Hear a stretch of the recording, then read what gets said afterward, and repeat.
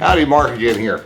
Now, what I want to go over a little bit, for those of us who run wind-on leaders, there's something else you've got to do aside from buying a wind-on leader, or making it, which is even better.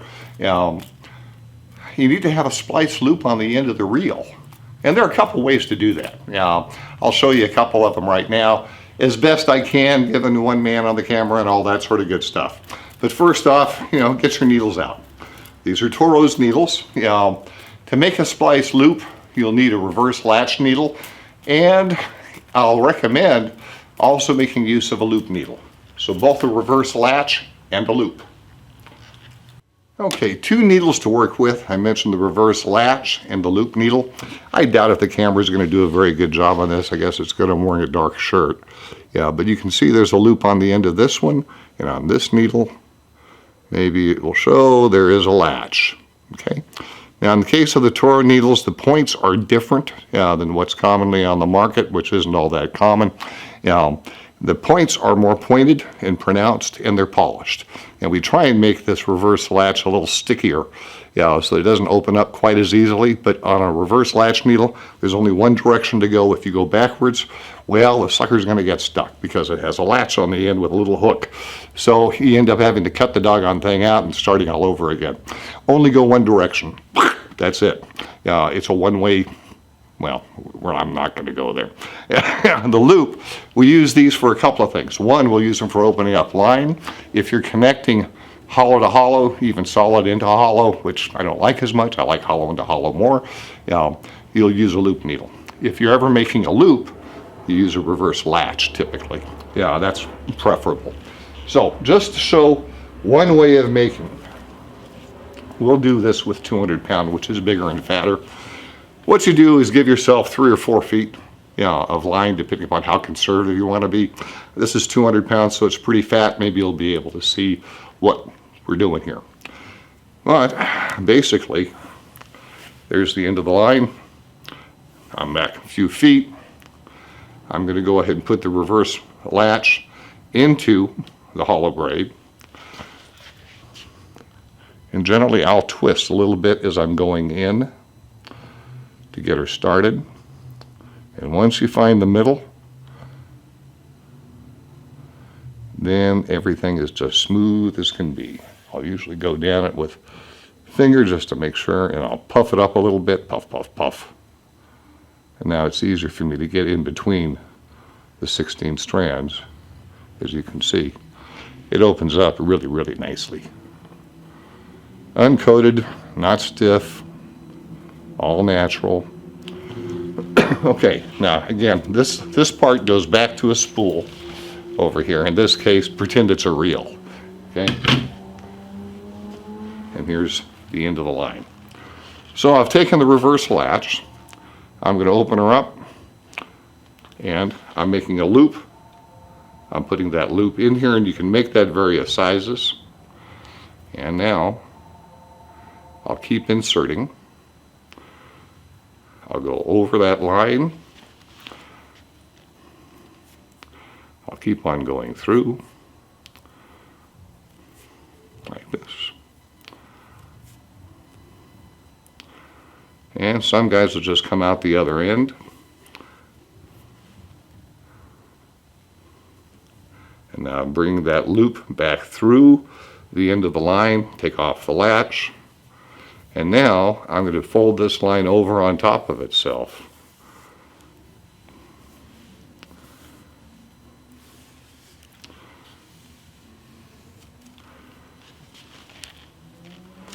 And there's my loop. Now it's as simple as that. Pulling, this sucker is not going to come undone. You could say you're done at this point, and it's going to work just fine. But here's the downside. At the other end, I can slide this sucker back, and it's going to coil up. And now, where did my loop go? It's gone. That's the downside in doing it this way.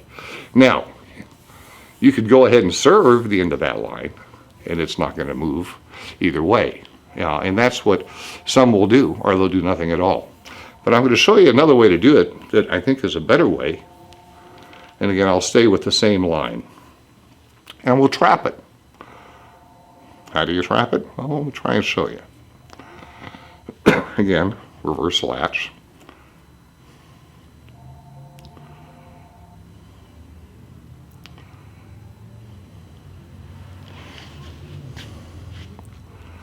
Everything's the same. Open up the latch. We'll stick in our loop.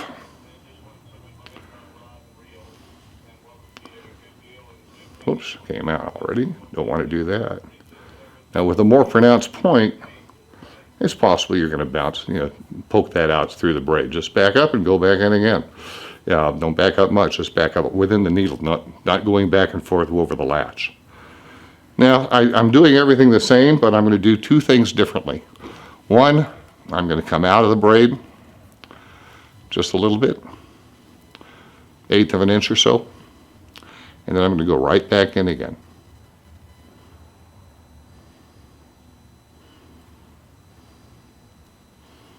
What have I done? Well, I've trapped a little sucker. That line's not going to shift. And then I'm going to do something else. And I'm using a little bit less in terms of length than I normally would. Okay.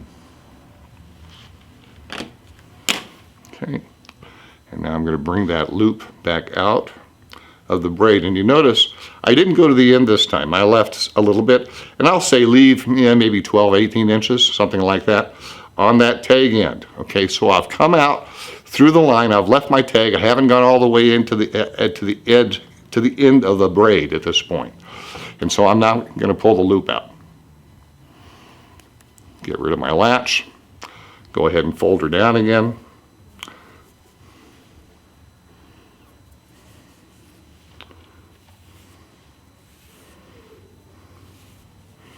Now the line's folding over itself. It's becoming solid. There's our loop. Now we're solid. I'm still going down that line. And now I've come to the end. And what do I have? There's my tag end. What am I going to do with this? I'm going to trap that sucker. It's not going to go anywhere. For that, you could use your latch, but I'll suggest using the loop needle is a better way to do it. And so right at the end again, just go ahead and bring that needle in. I want you to notice I'm not using my glasses on this one. I've got a pair of cheaters I bought, I guess, for guys working on watches or whatever. Bought them for 20 bucks or so. My God, that little head thing set is a really good thing. Even has a light on it. Between that and my regular glasses, life is easy. Put the line through the loop. Okay. And now we're going to shoot this sucker up. And so what we're doing is putting that line inside the braid again. So the tag end is going inside. Now I could get really redundant and trap this one more time, which means coming out and going right back in again. You really don't have to do that, but if you want to be anal about it, and now I've got 3 traps. I've got a trap in that inserted line before the loop, and I've come out and I've trapped her one more time, and now I've trapped it here, and now I'm going back inside the braid, and that's about as far as I need to go. And now I can take the needle out.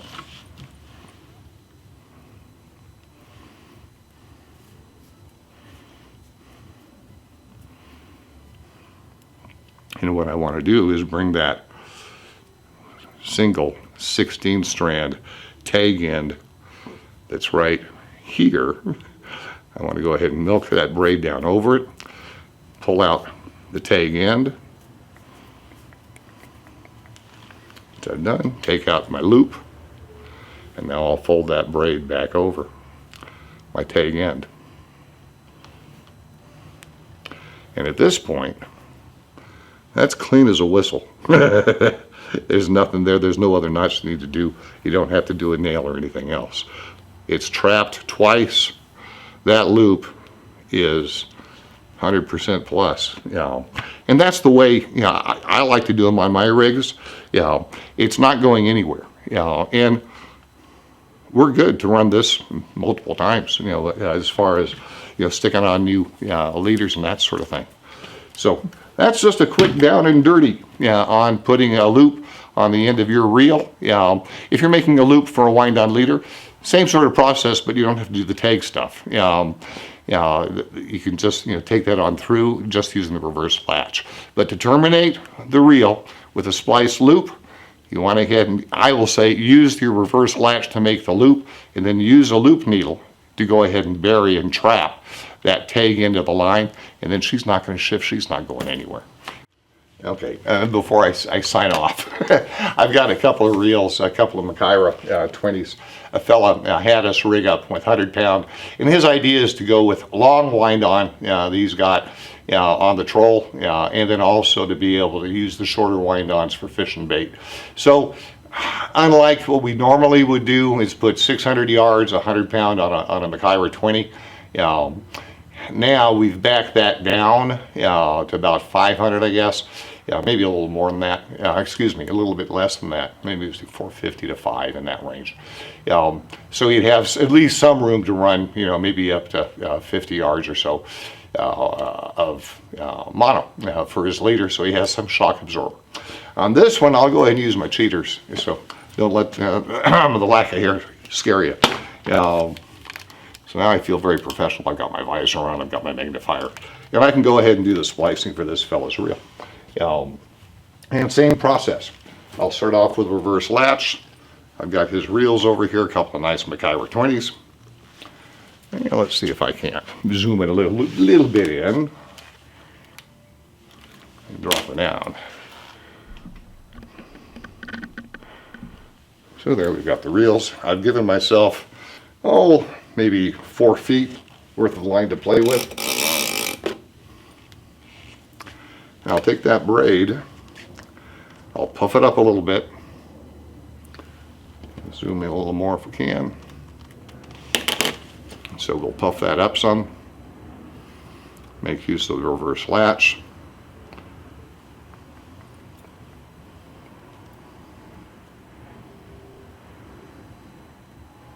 And I'm going towards the end of the line, not towards the reel, okay, when you're making your loop.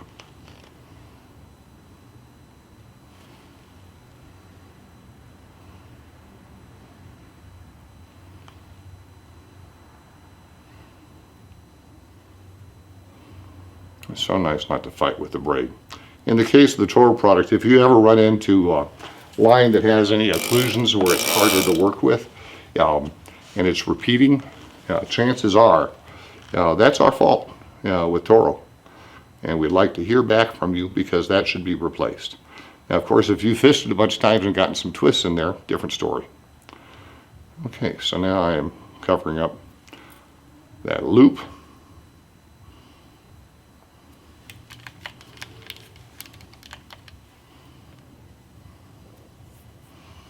I'll go ahead with that trap. Needle pokes out a little tiny bit.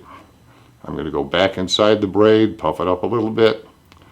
I'm back inside. I don't know if you can see that very well, but I'll do the best I can with what we have to work with on the camera. I came back out wrong spot. Let's try that again.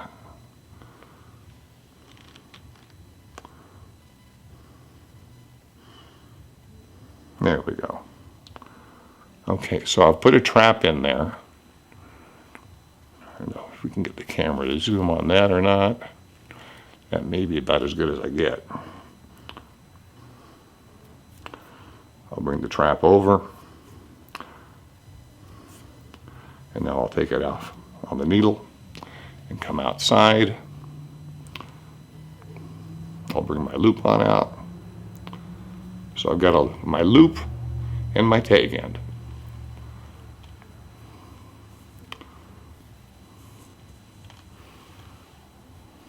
Let's back off the camera a little bit.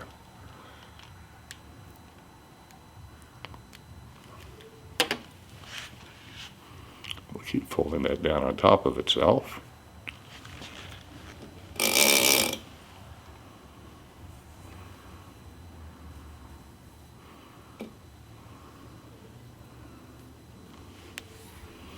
Okay, I have my loop.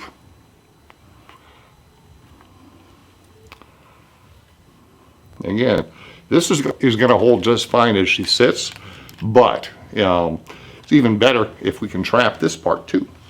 So again, using two different traps.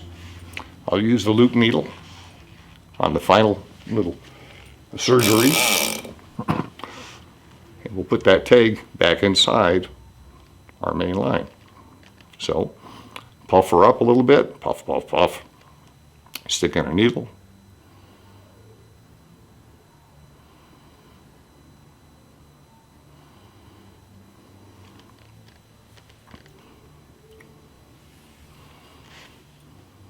I just ran a fingernail down that braid just to kind of make sure there are no little twisties there that would result in an obstruction. And then with the needle, I kind of twist her back and forth and back and forth and back and forth until I get her going where I want her to go, right down the center of that core.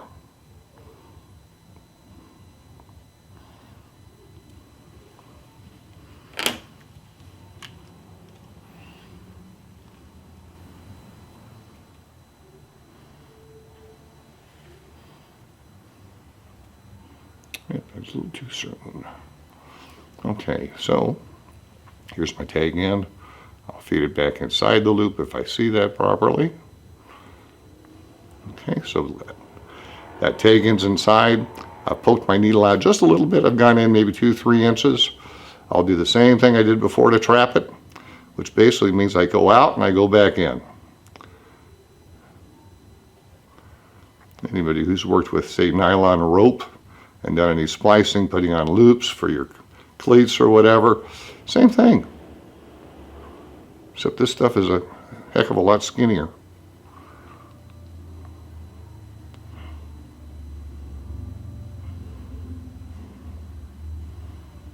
Okay.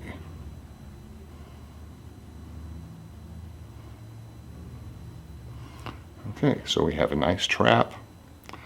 We're going, whoops, back inside again. Don't come out, stay in there. Feed it back over.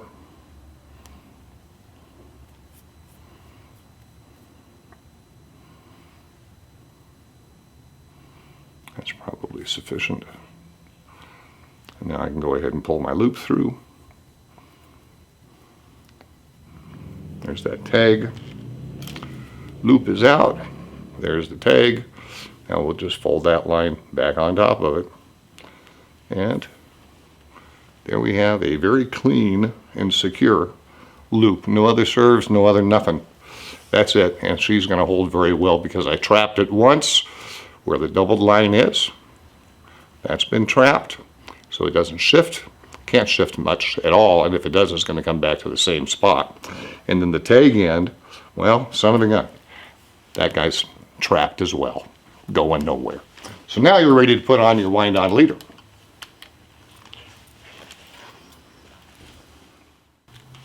Okay, so now I can go ahead and bring that line back on the reel, as she should be. Get the clicker off. And I've got one of his two reels done, ready to accommodate the leader of his choice. Yeah. Done deal on one. I've got one more to do, and then we can start the day here. Again, Mark from Sharkbait, thanks for watching. Putting a splice loop on, you're basically MacGyver 20 at this point. So the fella can run wind-on leaders. Mark out. Bye-bye. P.S. Greg Ross, thank you for letting me rig up your reels. Yeah, for you, and thanks for buying the reels, obviously. But thanks for your reels being used on the video. Yeah, I won't charge you for that, and hopefully you won't charge me either. Yeah, but the splice is pretty doggone good. I'm happy with it. Thanks for watching our YouTube channel. Please visit us online or in the store. Bye.